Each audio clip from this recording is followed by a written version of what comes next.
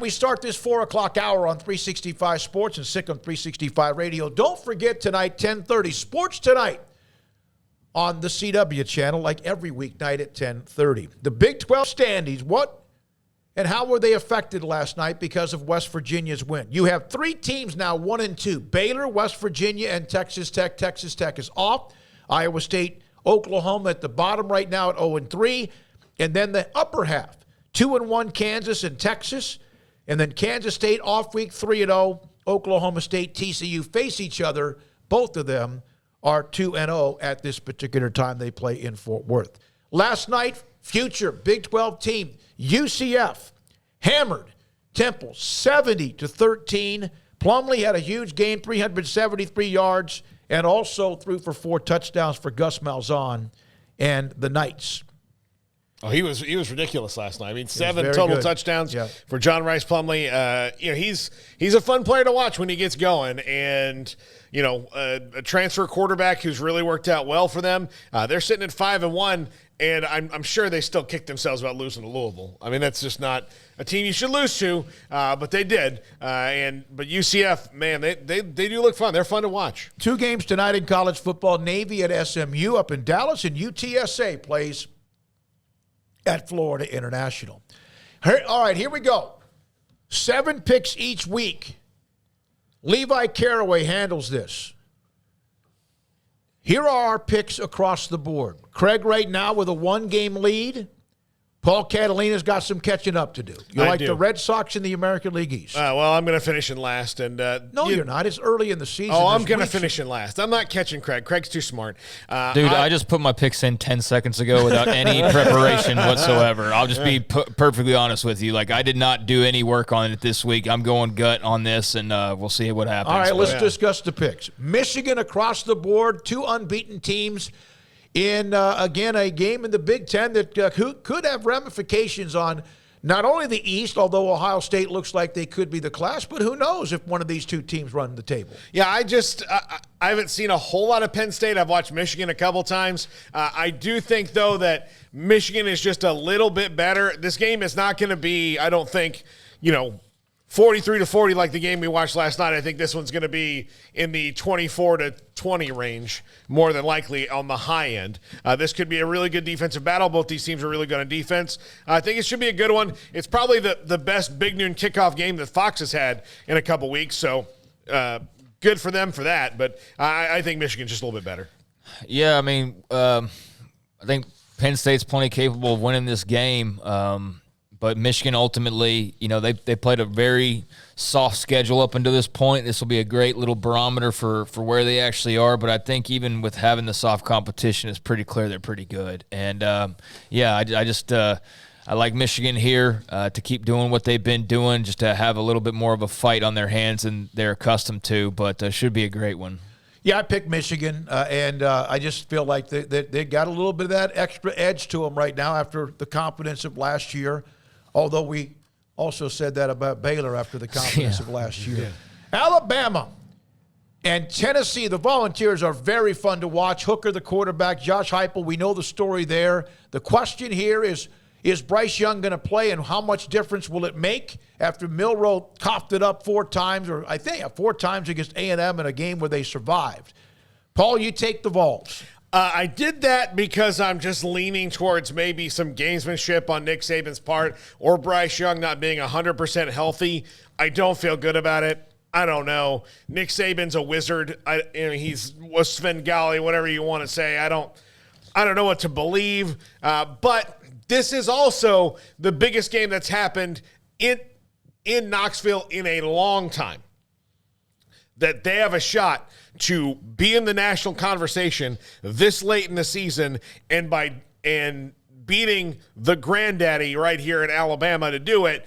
So maybe a little bit of home cooking here that they might get some juice. So I'll stick with that. Don't feel good about it, though. Yeah, I think Tennessee's got a great shot to win this game. I'm just assuming Bryce Young will play, and I feel like there's just almost too much momentum in Tennessee's favor to where it's scaring me off rather than convincing me that, like, yeah, their destiny is to beat Bama and move on and, win the, it's just, there's just too much good right now for Tennessee. I feel like that bubble's going to burst a little bit, and Bryce Young's going to be the reason why. One of the other stadiums. And if he doesn't play, then obviously the pick's screwed, but I just assume he will. One of the other reasons why Neyland Stadium is so great, Neyland Stadium is so great is the fact it's on water, just like Baylor's. And, of course, Washington has their incredible view up in the state of Washington where they play. Now, I take Alabama.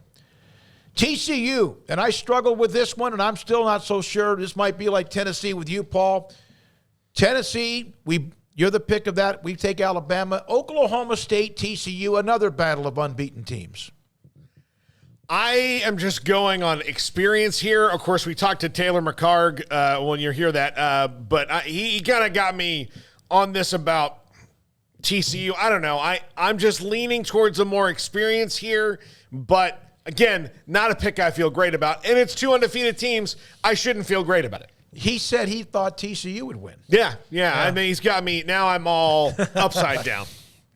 I'm taking the Frogs. I like what they're doing offensively. I think Oklahoma State's a really good team. I mean, again, all these games, like it going either way is not going to be surprising. So, if Oklahoma State wins this game, tip of the cap to them. They'll be in the driver's seat as far as the Big 12 goes. But, I mean, that's also what's awaiting TCU potentially. And I just like the Frogs to take the keys with the confidence they're playing with and the number of weapons that they have. But, yeah, this is a coin flip to me. I won't be surprised by either outcome here other than, a blowout in one end. But I just think the Frogs are playing really well right now. At home, it's sold out, and Frog Nation's pumped up as they should be. Oklahoma State trying to carry the banner after playing in the Big 12 championship game a year ago, trying to get back to it. And they might play each other twice. I take Oklahoma State. Now, Syracuse and North Carolina State. North Carolina State's played a nice schedule. Syracuse is one of those that's just kind of quietly winning with Dino Babers, the former assistant coach at Baylor. Yeah, this is where Syracuse gets to the real meat of their schedule. They're undefeated. Devin Leary's not going to play in this game. He is not hurt as bad as it really looked last week when that happened against FSU. Their backup quarterback's a transfer, a fifth-year, sixth-year senior from Charleston Southern who ran an air raid there and threw the ball a lot. He did not throw the ball hardly at all against FSU last week. I think it's just because he came in late. I think NC State has enough to win on offense without him. I think their defense is really good. Syracuse has not played a defense like NC State's this year. That's why even with a backup quarterback, I'm leaning towards NC State in this one. And Syracuse starts to pick up some losses, but no matter what's happened, Dino Babers has, gotten himself completely off the hot seat with the way this team has started. Yeah, I don't feel good. I mean, this is a pick that's an example of me picking like 30 seconds ago because I would rather have had some time to really dig into this and have made a more informed pick. Unfortunately, that's not the case this week. And yes, I did think about Devin Leary's injury, but ultimately just decided on NC State. I don't feel great about it. Like I said, just had to make a pick. So that's the one I made off the cuff, and we'll see how it works out. And Syracuse, actually, I think NC State is favored in that game. No, Syracuse is the favorite by just over a field goal in that game. All right, Clemson, they kind of flexed their muscles against NC State. Don't have any idea really yet. Florida State up and down. They're pretty dangerous at times. Poop the scoop or whatever you want to say it against NC State last week. Clemson and Florida State. Yeah, they pooped the scoop. What the hell's that? I don't know that one. That's a new one. We're gonna make it in the lexicon. I'm gonna put it in the lexicon. But Florida State and Clemson this week. Is Florida State good enough to beat this Clemson team? Absolutely. They have the talent to beat this Clemson team. I don't know if they have the depth to hang with them if it gets really back and forth. The game is in Tallahassee, so that should help. But what I said about NC State and Florida State last week holds true this week. Florida State has to almost score touchdowns on every drive this week to beat Clemson because you cannot rely on field goals. One, because it's Clemson, and two, because they don't have a reliable field goal kicker. So that affects their play calling. I was hoping Florida State would get out of this 3-game stretch at 1-2 minimum. That has to happen this week because lost to Wake Forest, lost to NC State, and Clemson here. I just can't pick them. I think they've got one too many little pimples that they cannot get rid of. I think DJU's playing really well, and Clemson seems to have found its stride. I'm going Tigers. I'll take Clemson as well. Is that game? Where's that game? It's in Tallahassee. Yeah, that kind of sometimes helps the road team, a veteran team. Clemson, of course, is the pick across the board. Now, this one here, I really struggled with this one. Mississippi State coming off a couple of really nice wins. Kentucky has kind of started to slide a little bit. The schedule's catching up with them a little bit, but they're tough. They're good. Will Levis is hurt. Yeah, and that's, of course, the quarterback not position. having your quarterback. And what Rodgers has done at Mississippi State, Mike Leach, all of us across the board, Mississippi State. Yeah, I think what Rodgers has played well, and Levis is hurt. Like, if he was playing, then I would have taken more time on this one, but Rodgers is playing well. Levis not playing, going with Mississippi State. You sure Will Levis isn't playing? I mean, he's been hurt, so. Oh, yeah, he's been hurt, but I'm pretty sure he's playing in this Okay. game. I think he may be, or maybe that's still questionable. I don't know. I thought I'd seen where he was going to play, but I assume that he's going to play. This is another one. I wish I could have just sat and stewed on it a little bit more, but couldn't do that. So He's set to go, so. Yep, yeah. there you go. Thought so. That obviously makes a bit of a difference there.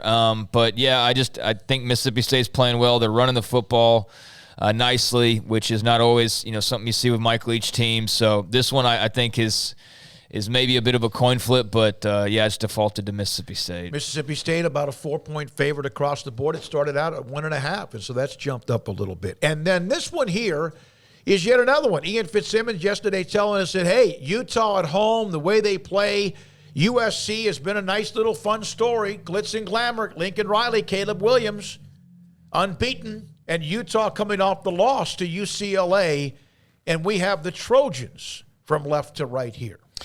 It'll be a tough game. I think that if Caleb Williams is the more explosive quarterback here in this game, but Cam Rising's pretty damn good too. I'm picking the Trojans. Again, this one's going to be close. These are all really, really tough, good matchups this week that we've had to pick. And, I just depends on if USC can get hot, they have better athletes, but they're not world beaters every week. They're undefeated, but they're not beating everybody 40-10. So Utah's going to make this ugly. If it's a rock fight, maybe it's Utah, but I'm taking SC.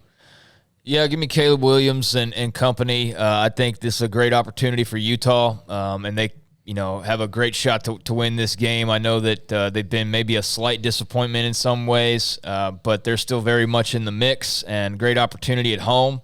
And like y'all have said, USC hasn't been tested very much, but I don't know. I think they kind of rise to the occasion. I think they know that this is a game where they're going to have to be at their best, and so I think Caleb Williams does his thing, and USC pulls one out in a shootout style game. Lost to Florida, opened the year, that game in Gainesville by 3, and then lost last week at UCLA 42-32 in a game that UCLA was impressive. I've taken USC to win. So those are the picks. Thanks to Levi Caraway for putting that up and also making it not real easy, because we don't want to do a couple of games that are blowout wins, and I don't know if we would even get some of those right anyway. For Jack McKenzie and Garrett Ross, thanks to our incredible sponsors.